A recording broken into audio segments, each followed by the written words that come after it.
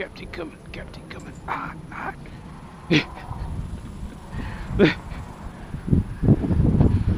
Let's think about that. Like that old Luke song. Captain coming, Captain coming, Captain coming. Excited dogs.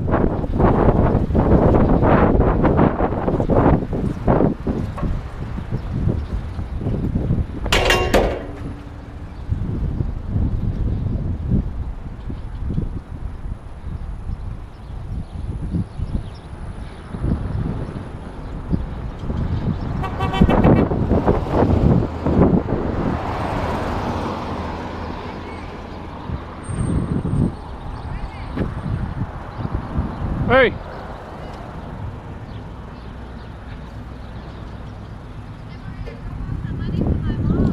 Huh? Oh, okay. Yeah. I was wondering what you were doing in the area. Yeah, I heard somebody honk, and then I turned around and I started walking, and I was like, oh. Yeah. You want me to cut you out? I needed gas, so I was like, oh well. Yeah. We'll do it. You want me to cut you out of the thing? Huh? You want me to cut you out of the thing? There. Okay. All right. I'd hug you, but I'm sweaty. I know. Well, So, finish your workout. I just said I'll give you a pound of love. I'd say hey. All right. All right, bye. All right.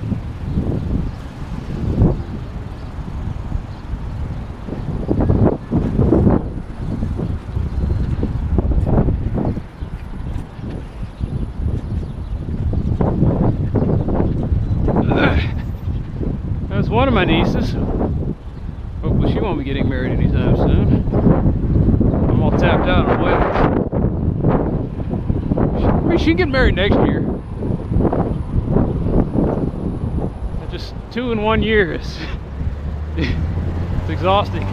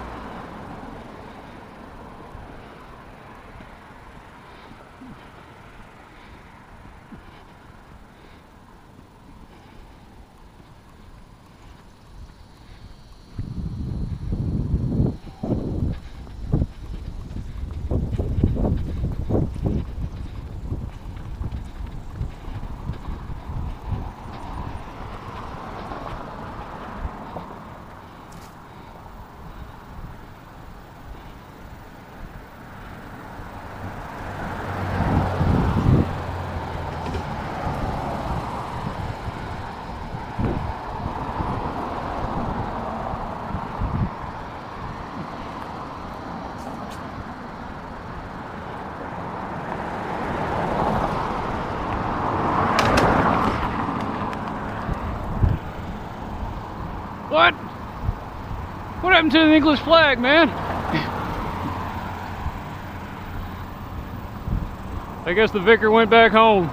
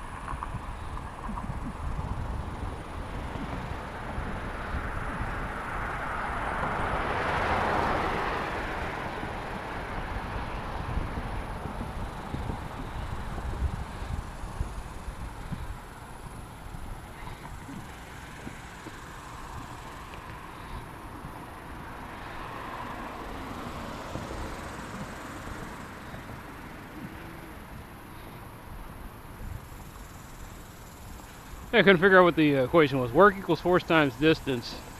So to figure out the distance on that trap, the delta D, the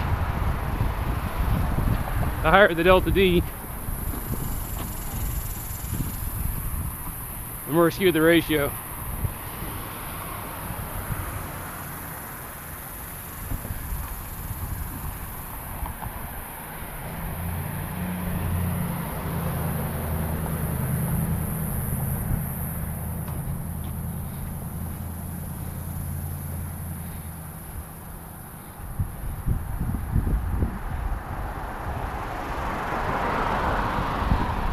Work equals force times distance, then distance equals work divided by force.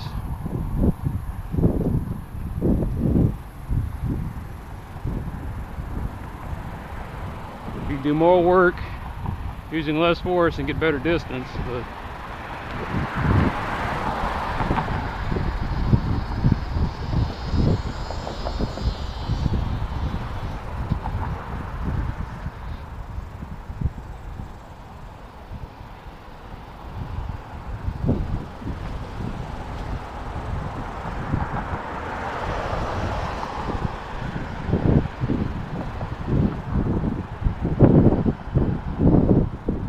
kind of weird though. How can you do more work but use less force?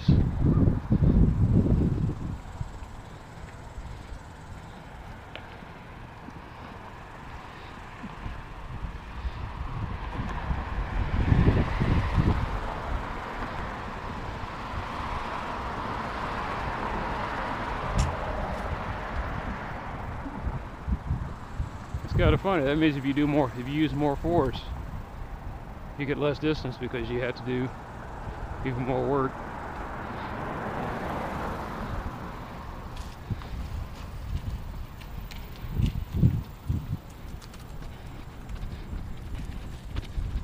Bottom line is I got a trap that you have to put a certain amount of weight on the plate in order to spring the trap. And depending on where you set the lever for the triggering mechanism determines how much force you got to put on the plate.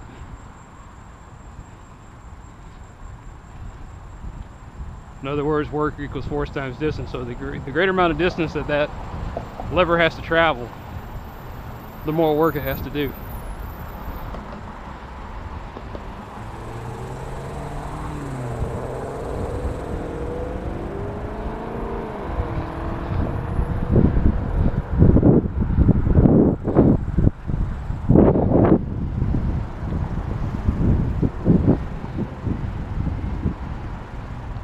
What was the work unit? Joules. Like right now, as I'm walking, I'm running that that formula, that equation. Calories is also a unit of joules. It's I forget. The calorie is the measure of how much it takes to heat one 1 gram of water, 1 degree, something, but it's 111. Amount of energy required to heat 1 gram of water, 1 degree Celsius.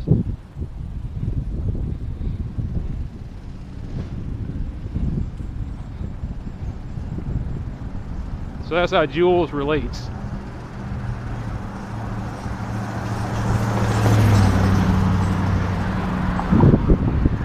I forget how many joules it takes to equal up to a certain amount of calories, but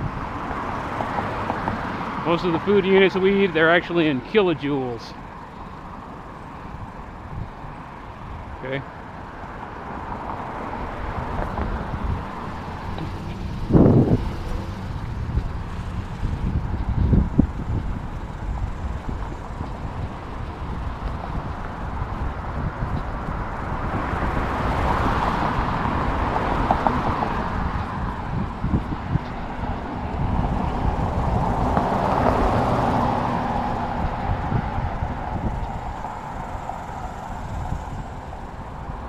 Now pounds is actually the unit of force. Pounds and newtons are both units of force.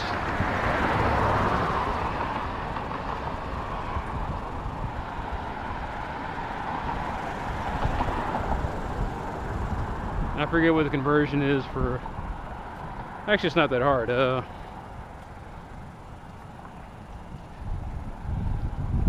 Newtons. The units of measurement are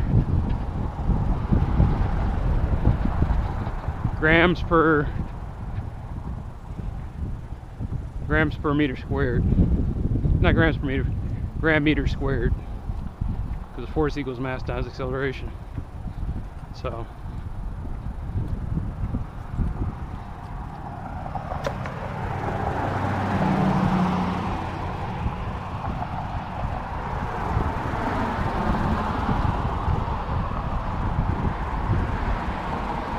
Weight is a measurement of foot-pounds. So, you know, foot-pound is it foot? Yeah, foot-pounds.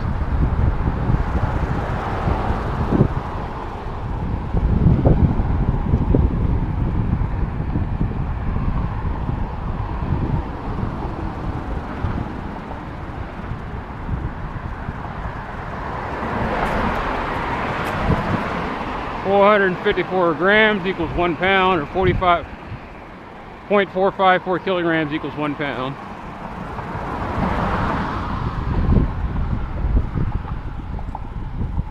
So go from there.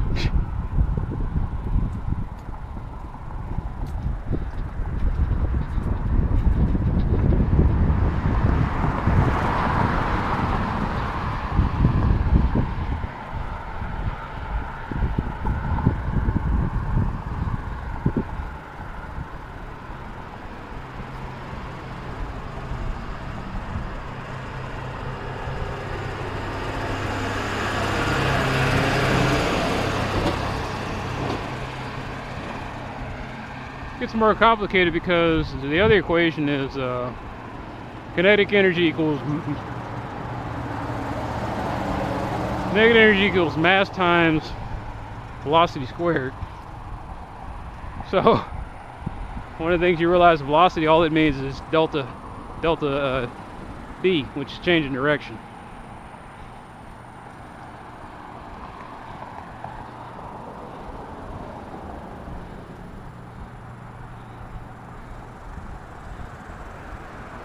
Oh, I'm sorry. Change in the distance per unit time. So delta D divided by T.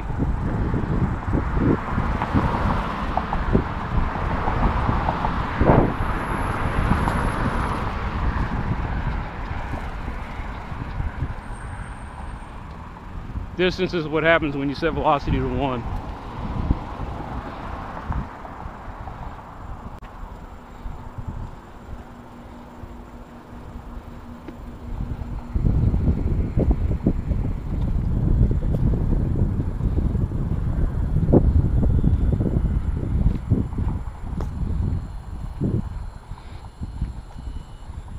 Excuse me, not velocity, when you set time to 1. Time. You set time to equal to 1, and then you got distance.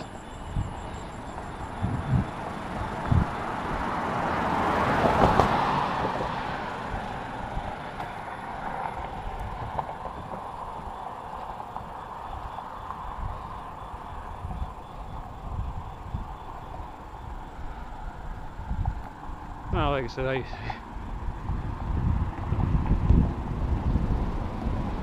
I hated physics when I had to do it using algebra. I loved it when I had to start using calculus, because I'm really good at calculus. I really suck at algebra. You don't understand how that works? I don't either, but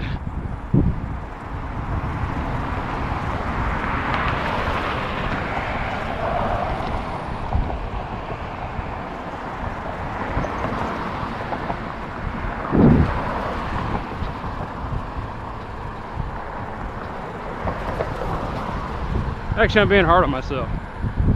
I'm okay at algebra, I suck at trig, and I'm good at calculus. So I don't know where that puts me on somebody's scales.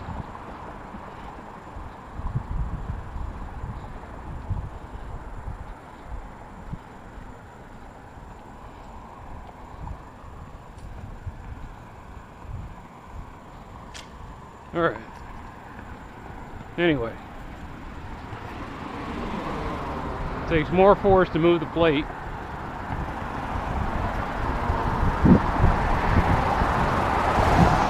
It takes more force on the plate to move the lever, to spring the trap.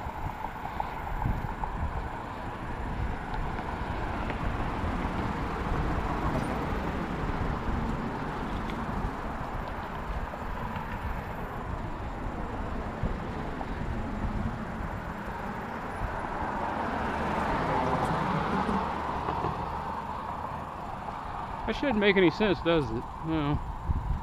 Oh, I know why it's messing up. I know why it's messing up. Okay. Got to do a free body diagram. Gravity is already pulling down on the plate, 9.8 meters per second squared. Unfortunately, the trap's made of a rigid material, metal.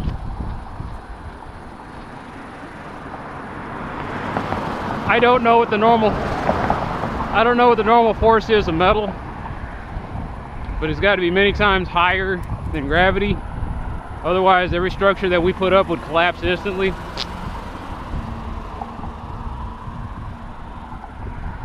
That's why you make, skyscrapers out of steel. Their normal force is just so insanely high that gravity really can't do too much to it.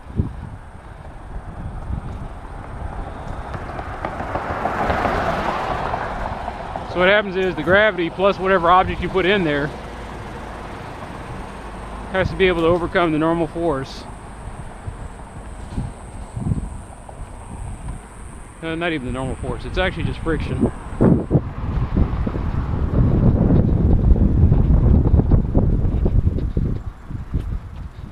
So that's how I could have fixed that problem, is that trap was rusty.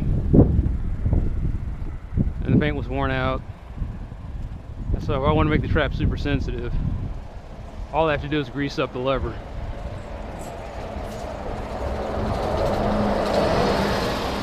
Grease up the contact point between the two levers, and then after that, gravity can easily overcome the friction.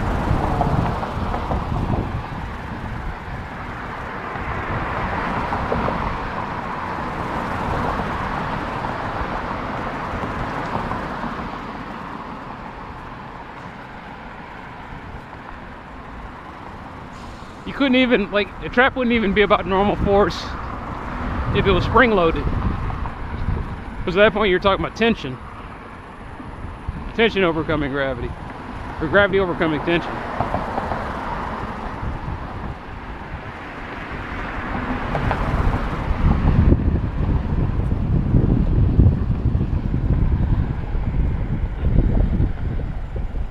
And if it's a horizontal spring, you forget about it.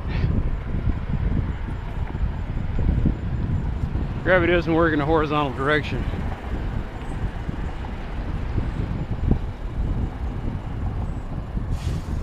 That's why when you go uphill and downhill, it feels like you have better momentum. Or when you go uphill, gravity's still pulling down on you the same, but your normal force is cleaved in half because of the change in vectors. Or dividing between two vectors.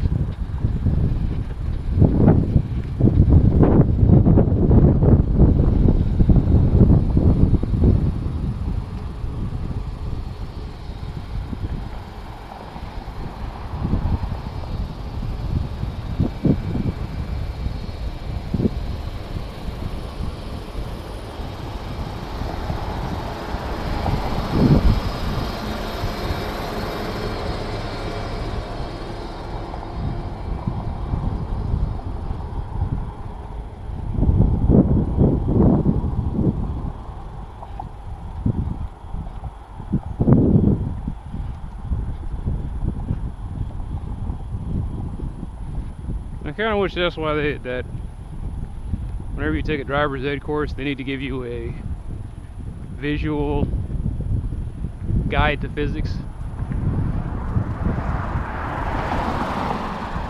I watch the movies, and the movies are like, you can drive your car a certain speed, and then you can stop on a dime depending on if you got a good enough car. But none of that's true. You know, Batman stopping on a dime, Men in Black stopping on a dime, all that stuff, that's not true.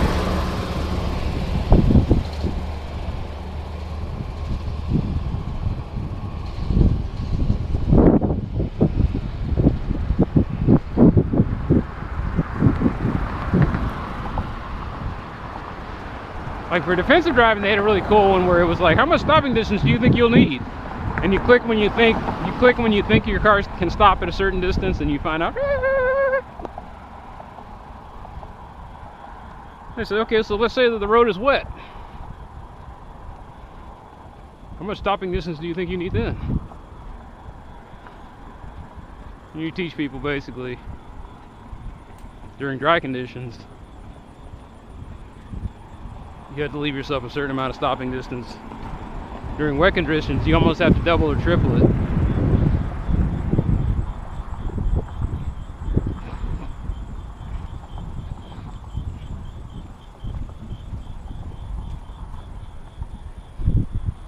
But you get people out there, they don't understand the concept of coefficient of friction, momentum,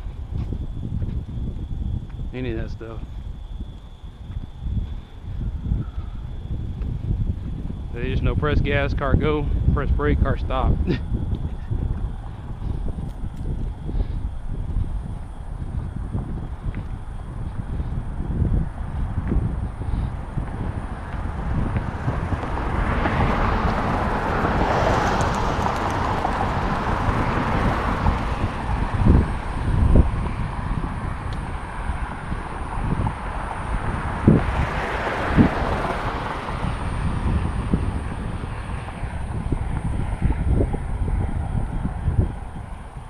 I didn't even notice it get dark.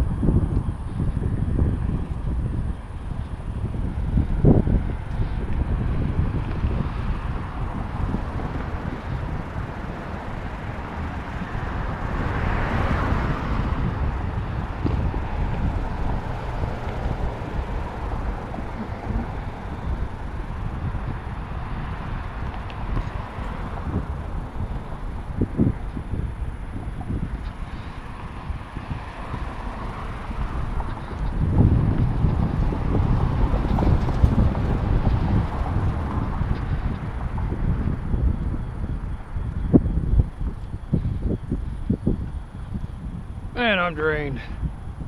I'm gonna lose even more sleep tonight, so I gotta go take the car in.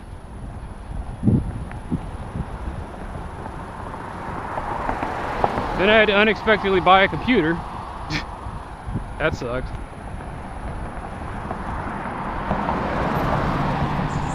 It's been a lousy day. Actually, it hasn't been a lousy day. It's been okay.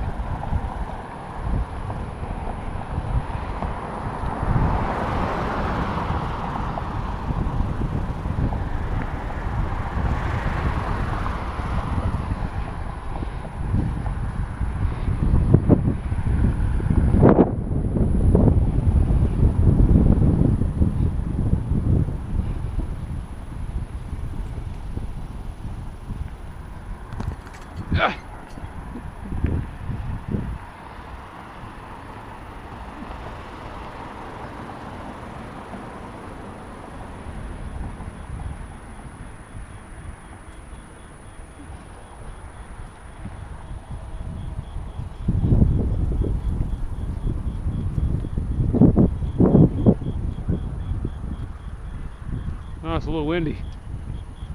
It's because of that hurricane.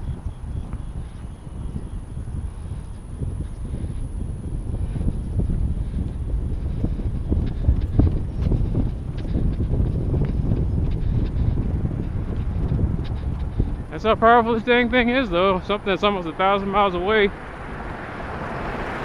Some of its wind comes down over here.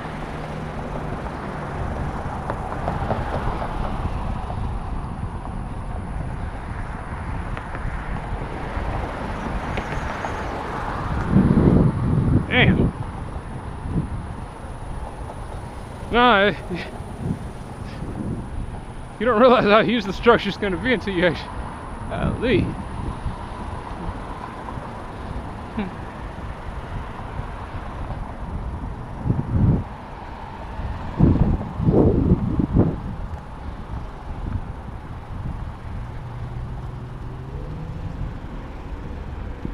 Okay, so they were lousy neighbors for a little bit.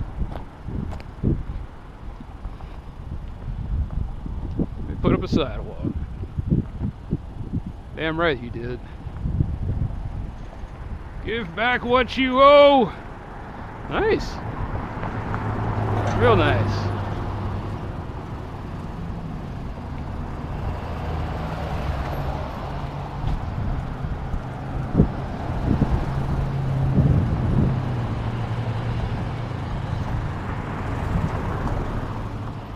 Dang it! Squeeze theorem.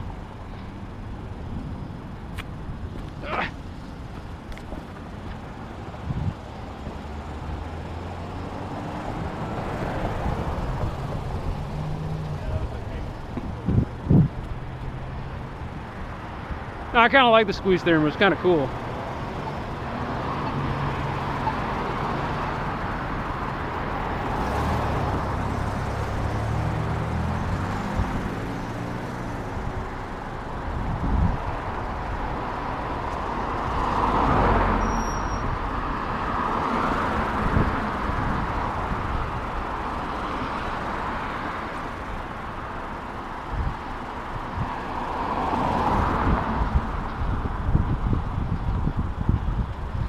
What is the squeeze theorem? You know what? That's what Wikipedia's for. Look it up. I'm not going to tell you about it. It's just cool, okay? There's a function. Sine of t divided by t. It's a weird function. It's a sine wave that just decreases. It gets super small, but it never quite ends at any point that you can determine. It's like, well, how do we find a point on it? I don't know, man. We can't map down that far. Enter the squeeze theorem. And they just kind of predict. That's the sad thing. Squeeze theorem just kind of predicts where a point on a graph and equation might be by putting the equation between bounding it upper and lower by two other functions. I guess I did describe it. In the case of sine t over t, they just squeeze it between two parabolic functions. Why is this useful? Sometimes you want to pinpoint the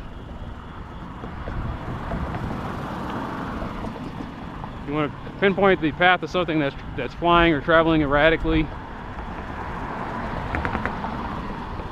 so you limit its field.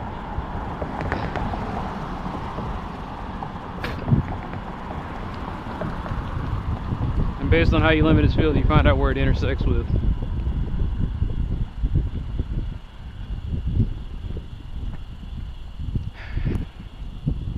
The only way you detect something is if you intercept it. If you want to be invisible in physics, don't collide off of anything. That's why physics doesn't know everything, because there's some things that don't interact with a lot of things that don't interact with the normal universe, but they're there.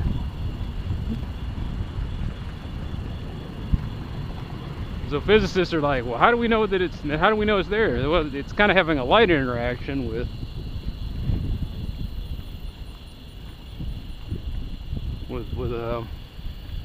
spots in our universe.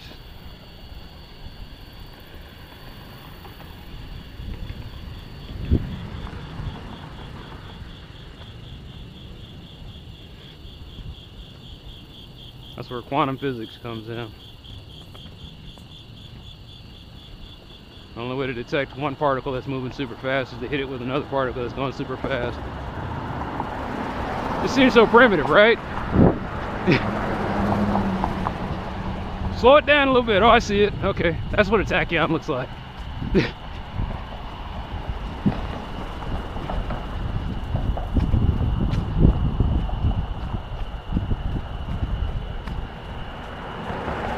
Forgot what particle it was. They had to build one that detects, maybe it was it muons? No, it wasn't muons. They built the detector that it had to be behind so many feet of lead, and it was to detect a subatomic particle that passes through the earth every day. Right now, billions of particles are passing through me. And I don't have to panic about it because they don't interact a lot with the matter in my body.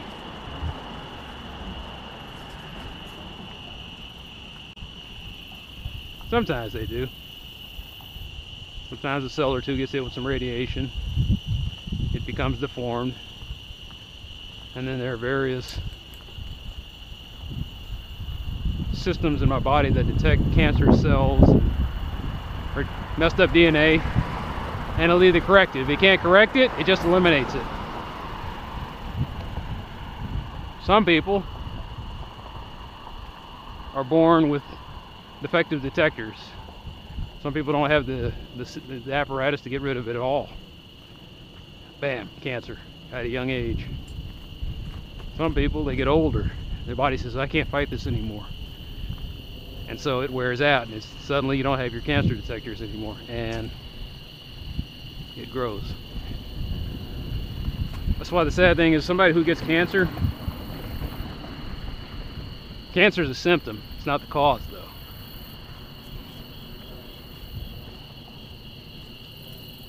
You get cancer, that means you're going to keep getting cancer.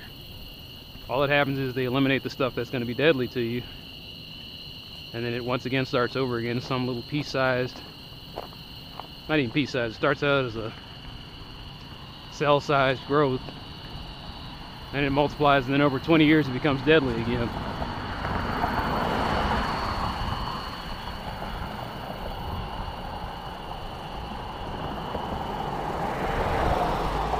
Every day, my DNA gets screwed up.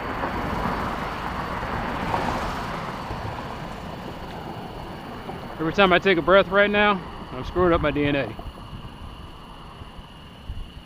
When I walk out in the sun, DNA damage. Then my body says, well, you screwed up a lot today. That's all right, though. Our guys will take care of it.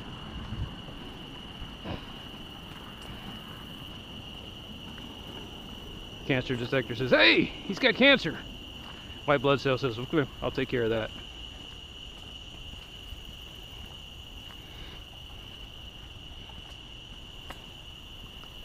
Sometimes it's not even the white blood cells. Sometimes there's a bacteria inside you. It says, hey, you know you had some cancer over there? I took care of that for you. It's like, why am I letting you stay here?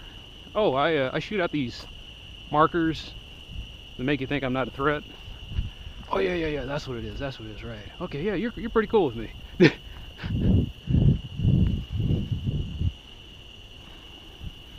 bacteria gets a nice warm place that has regular nutrients, and you get somebody looking out for you.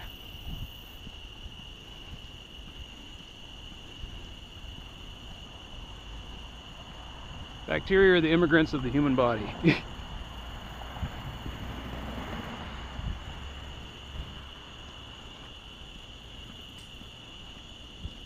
It's just so fascinating, man. It's like when baby's forming in the womb, one of the things that's also forming with the baby is bacteria. Baby comes out of the womb, takes its first breaths, starts absorbing all the bacteria it's going to need for digestion, coat its lungs, coat its esophagus. Even when the baby gets sick, it's a good thing because your body's learning how to fight. I know people think, oh, my baby got sick, I don't ever want him to get sick. It's like, no, your baby has to get sick. Pray your baby survives. Your baby learns how to fight. You gotta fight if you want to live, baby. That's the unfortunate truth. But not every fight is with fists and blood.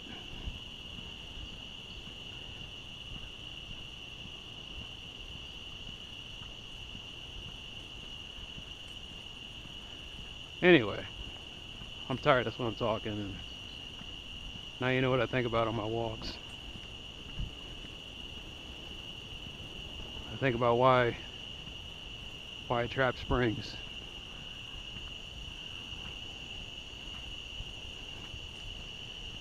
And it traps springs because it has tension. It uses something called an equilibrium point, where you balance it just enough to where the forces, everybody's cool. And then something tips it a slight way one way or another, and all of a sudden the momentum changes, center of mass changes, and the object moves in a different direction.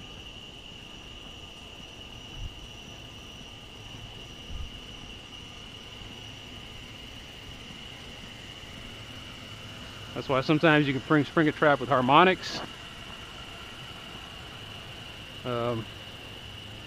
Actually, all traps are sprung with harmonics, now that I think about it. Whether you push down a plate, use the wind, use the breeze, or you talk, something vibrates, breaks the friction equilibrium, and then all of a sudden,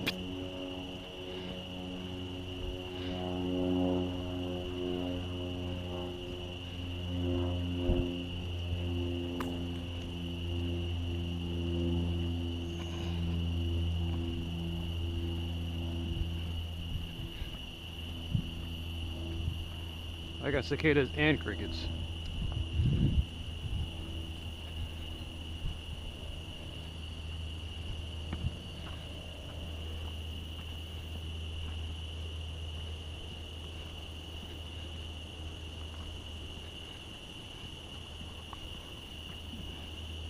I say crickets, some of this is locusts. It's just locusts, grasshoppers, crickets, and the cicadas.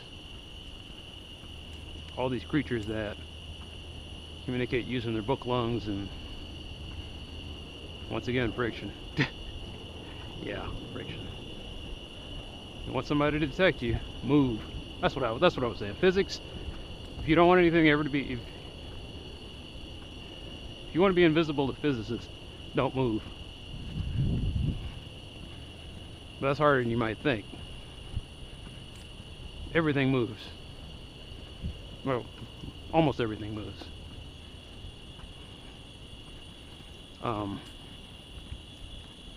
You take an object and you freeze it to absolute zero, it doesn't move.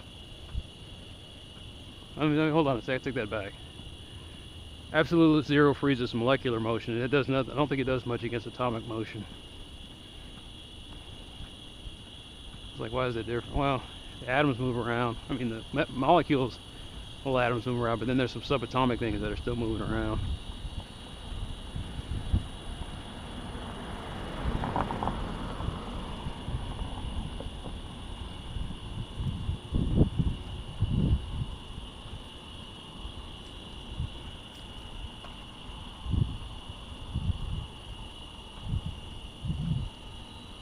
That's the future, though, man.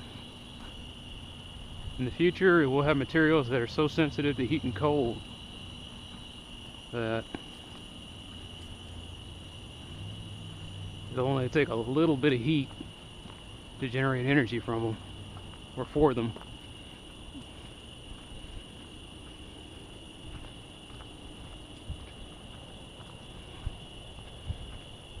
You know, right now I'm doing all this walking and stuff. They'll have clothes that are powered by your body heat. That's if we make it. I don't.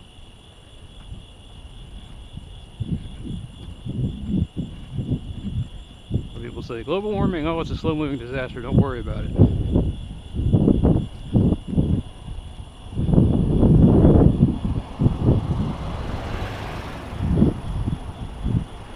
And it may be a slow moving problem, but unfortunately it also is a slow moving solution. So you're right, it won't always be bad.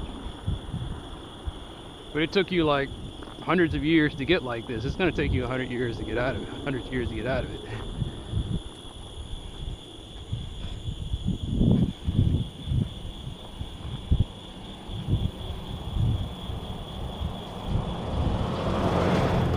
Mankind can speed things up, but the problem is the speed is expensive. Anytime you want to speed something up, it costs money. Why? Because speed takes energy. Speed decreases time. Time is expensive. Getting rid of time is expensive. Reducing time is expensive. But reducing time saves you energy, which it's a weird causality.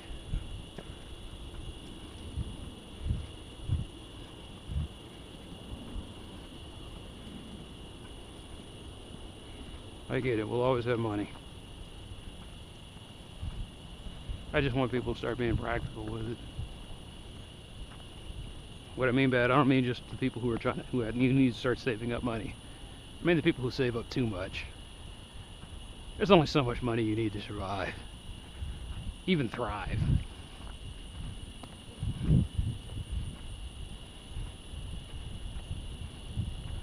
That's why the progressive tax system was partly developed. They were sitting there saying, you know, you guys don't really need all this, man.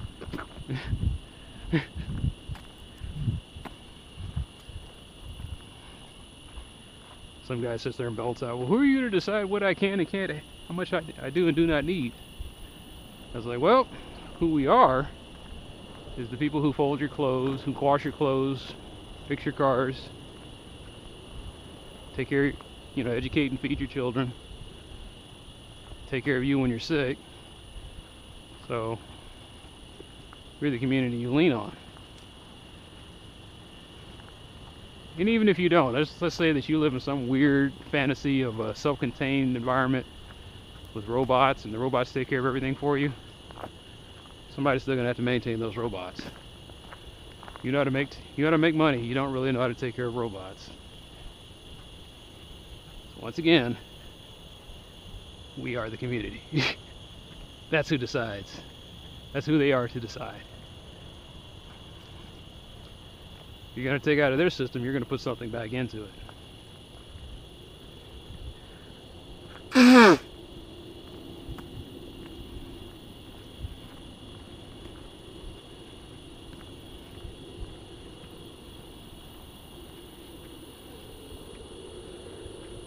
Oh man. No, that's the problem with being rich, man. It takes a lot of servants to maintain all of that. Big giant mansion, somebody has to clean it, and it usually takes a crew.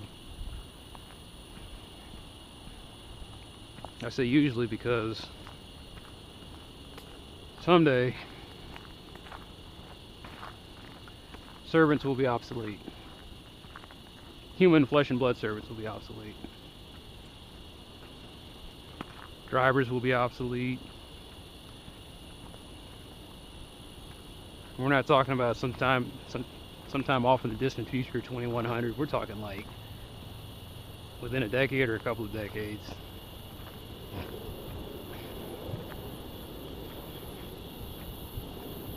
So the scary truth that I'm starting to see is, as things become more mechanized, what are you going to do with people? Are you going to start giving them a stipend to live because there's not enough jobs? Because most jobs have been taken up by robots. Or are you going to start calling them? I mean, I'm trying to figure out what the happy middle is here. Where you're going to start having, well, you can volunteer to kill yourself, and we'll give your family $50,000. Or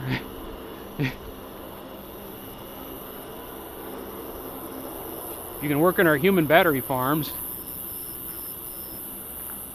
for so much per hour, and then what you will do is you will create the energy that the robots need to recharge.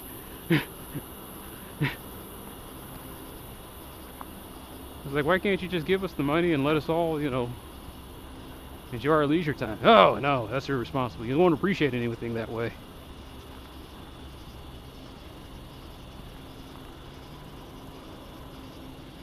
No, you must suffer for money. That's the way it works. That's the way it's always worked. I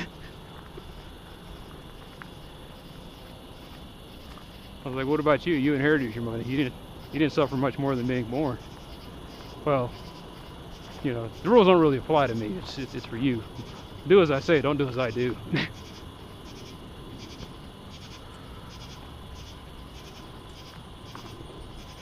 Trust me, I inherited my money. I know what's best for you.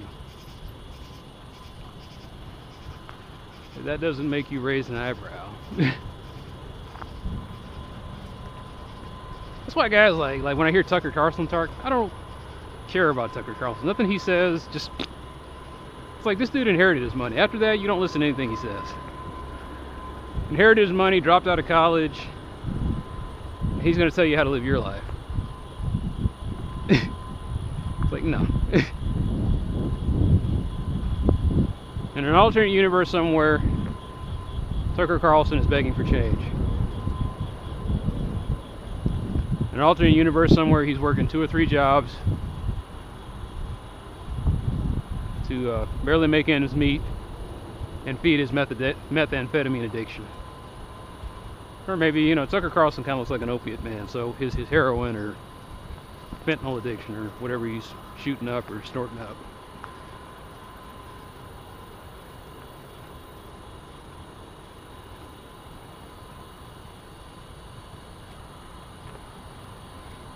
Tucker Carlson can't exist without his parents' money.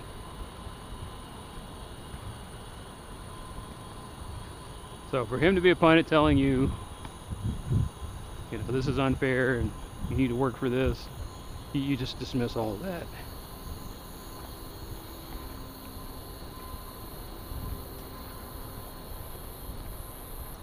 You can kind of be leery of guys who they might have came from like a middle class working, you know, blue collar background. So even though they had to work for everything, at least they had the ability to get those jobs. You know, when Fox News has a homeless guy, they clean him up and put him in front of the camera and he starts saying those things, then I'll kind of say, okay, well, you know what? The homeless guy says it. I mean, this guy's got nothing and he's saying I have to work for it. And it's like, I guess I better start working for it.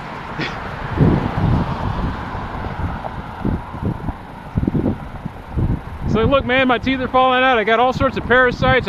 My breakfast, lunch, and dinner is hooch. But damn it, I don't want everything handed to me. I have to work. I want to work for it. I was like, oh, well, the homeless guy says.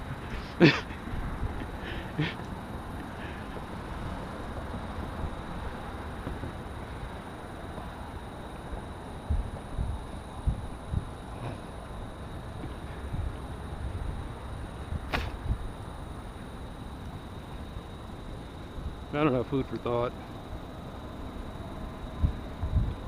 Never take the advice of anybody who had anything, who inherited their money. It's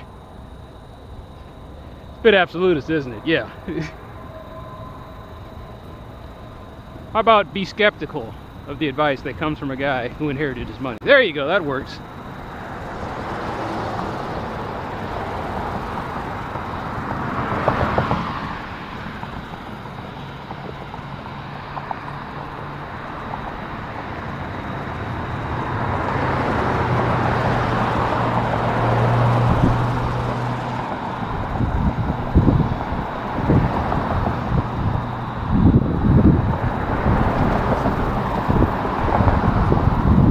Simpsons had that guy. They had Frank Grimes, the guy who had to work hard for everything. And the problem is that was the flaw in Frank Grimes, is that because he had to work hard for everything, he didn't appreciate anything. He didn't appreciate Homer Simpson. He didn't appreciate that he had to work all that hard to get all that stuff. He just did it because he was stubborn and angry. And in the end, that's what killed him. He gets mad, he was trying to make fun of Homer. Does something stupid and reckless, and he's dead.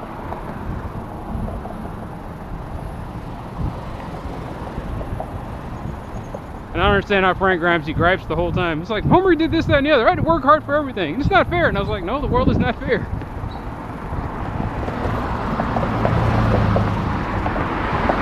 You would think somebody who had to work hard their entire life would have figured that out on day one. Mom, Dad ain't around. Well, life ain't fair.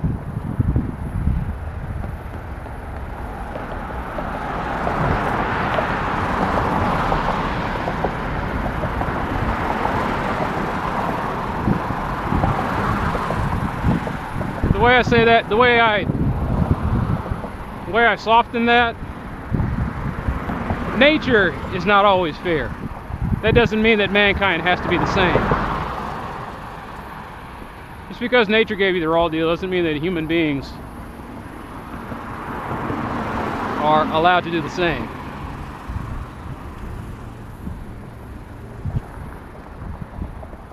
We can make this easier. Work equals force times distance. Let's decrease the force.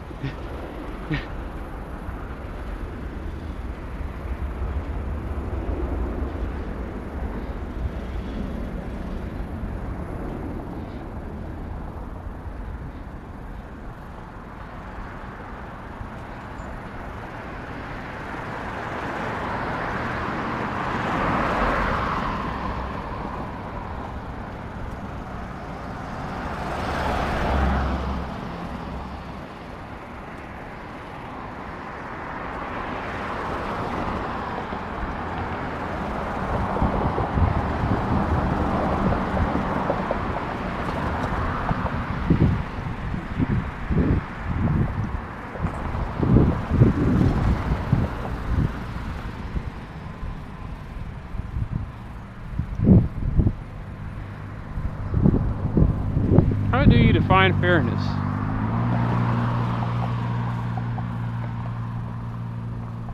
Seriously, it's one of those things I always, whenever someone says fair, I always think of a scale. And you put one thing on one side, and you put thing on another side, and you want the scales to balance out.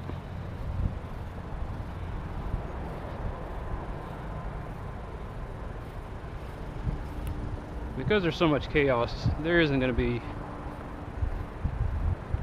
If that's the case, then if fairness equals balance, then fairness is a low probability event. There's a small percentage of things out here that are balanced. It's kind of funny that Fox News will say that as their slogan, fair and balanced. It kind of means the same thing, doesn't it? It's redundant. Fair equals balanced.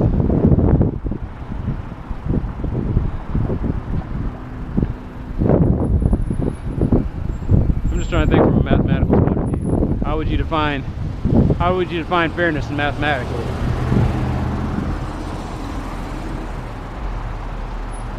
The only reason I said that is because one of the synonyms,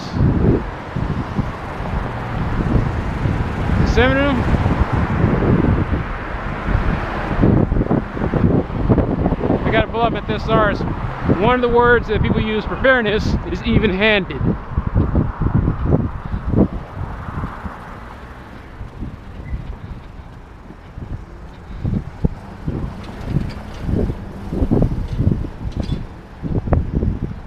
So then I think, what does even-handed mean? Well, tug of war. Everybody's doing their fair share pulling on the rope. Maybe that's what even-handed means. The other thing I can think is maybe even-handed means when you're spanking, you hit your kids you treat all your kids the same when it comes to punishing them. So maybe that's where we get the term even-handed.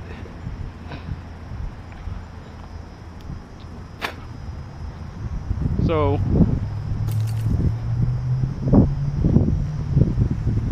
if fairness is based on the doctrine of corporal punishment and how you treated your slaves, then it might be an outmoded concept. Hey, I beat all of you the same way, okay? I'm very even-handed that way.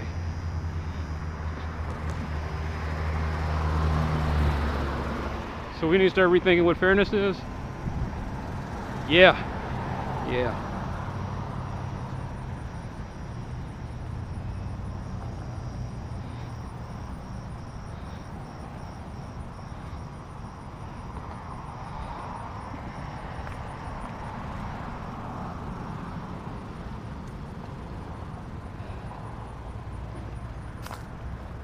Like I said, I just Kind of love that whole Star Trek concept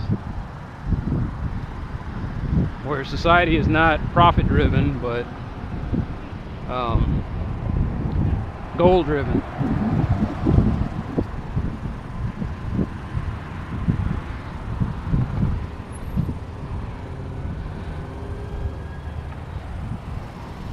The idea that the work's important, not making money from the work. It's kind of cool. I would love that kind of job. I'd be looking at them and I'd say, hey, I do this job for free, but they pay me to do it, so I keep showing up.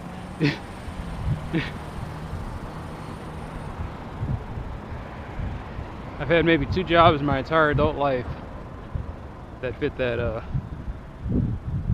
description, where even if they weren't paying me, I'd show up.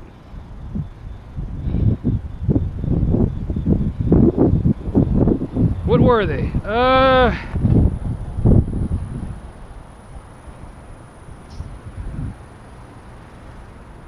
It was always the jobs where I had to like put stuff together.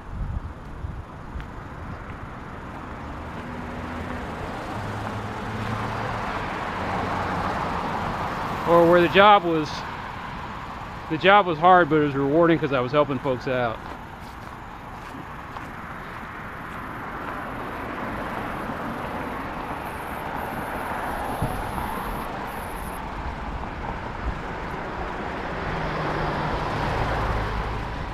You know, I have no idea what causes it. I don't know if by nature your body releases OxyContin every time you do something nice for someone, or it's just that.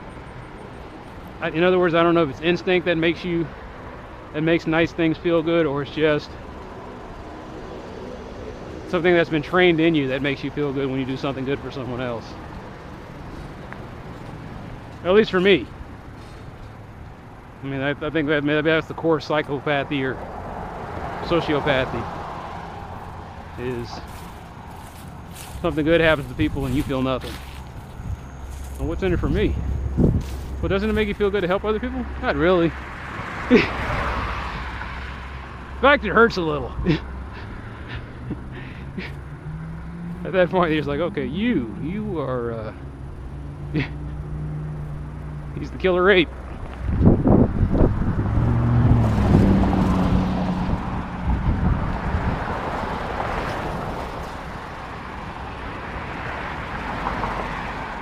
Oh no, psychopaths serve a function. It's just a function we don't like.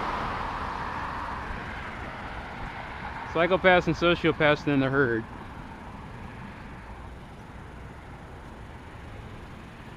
It's nature's cruel version of population control.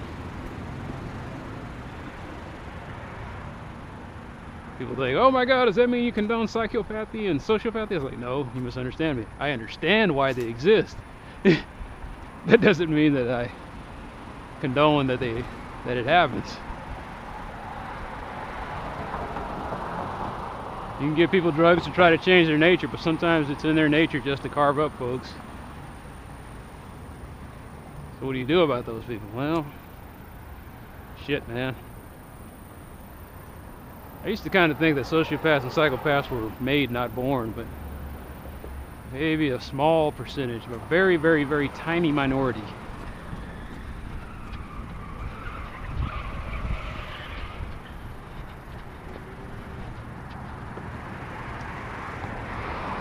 There are people who born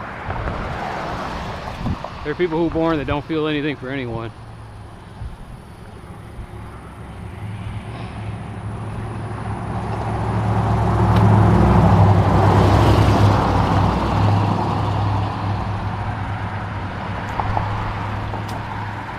Why of all places? Like these spiders keep putting their webs. Either the spider's putting their web out in the middle of nowhere, or the insect is so large that it rips through the web and then it's kind of fluttering around and then I hit it. Anyway. Some people feel nothing.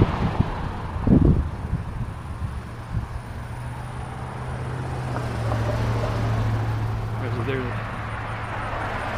a mutation or an aberration that they just feel nothing.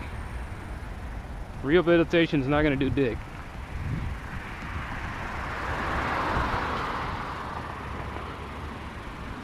That's why you got to put more money into the research, man. Try to figure out, is there a genetic marker that tells you, you know, hey, we did a test in the womb. Turns out your son's going to be a sociopath, or he has a high propensity for sociopathy.